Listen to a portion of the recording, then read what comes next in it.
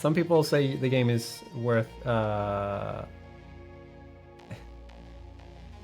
not sure how to phrase this question, but did you?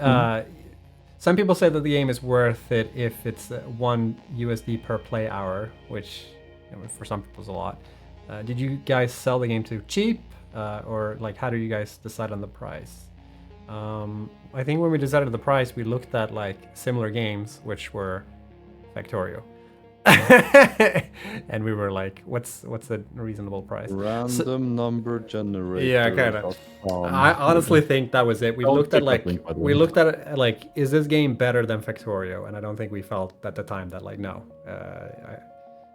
We liked our game. We liked Factorio. But in the factory ecosystem of games, I don't know.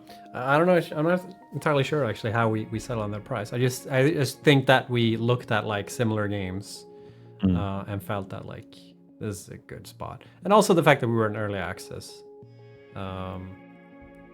because yeah, like if anything, I mentioned this before. Like if we change the price, then we'll do it for 1.0 or like in advance for 1.0, and we're gonna let you guys know if we intend to do that. But yeah, I don't know. I just think at the time we felt that this is a reasonable price. It's very difficult to price games. I think in some ways, I always felt that games are too cheap based on what you get out of it. But like we're seeing this thing where when AAA games now are starting to move towards actually, because games have always been like AAA games have always been $60, like since way back. And inflation has not stayed the same, but games have always been $60, and I think that skewed people's like perceptive of like what value you get out of a game. Like people will not buy games, like people refuse to buy a $60 game, but they'll pay like $30 to go see a movie.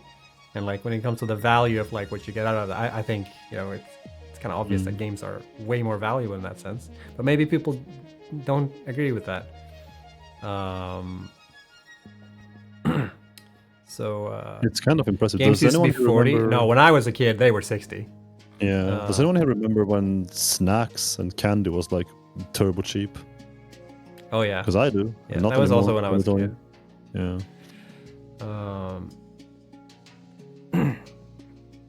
So yeah, pricing is always difficult, and we've started seeing like now this wave coming in where AAA games are starting to like try and up the price and like try and combat the inflation thing. People are like not getting games, but then you have games that are maybe a bit too cheap, because like for instance Helldivers I think is worth more than 40.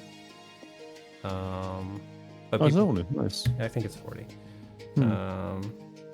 But a lot of people buy them, so then it's fine. And considering this too, Satisfactory, I think Goat Sim was $20 when we launched, and Satisfactory was 30.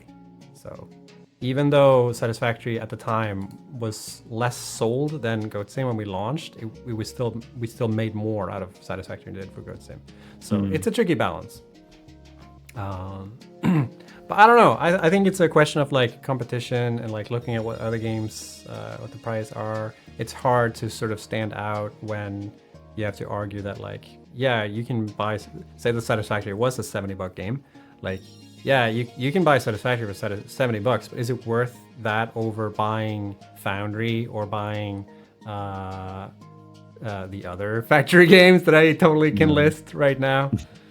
So I don't know. It's hard. And I think if it was a question of like, finding more revenue streams for the game, then maybe we'll look at DLC and make it worthwhile or make something else. I don't know.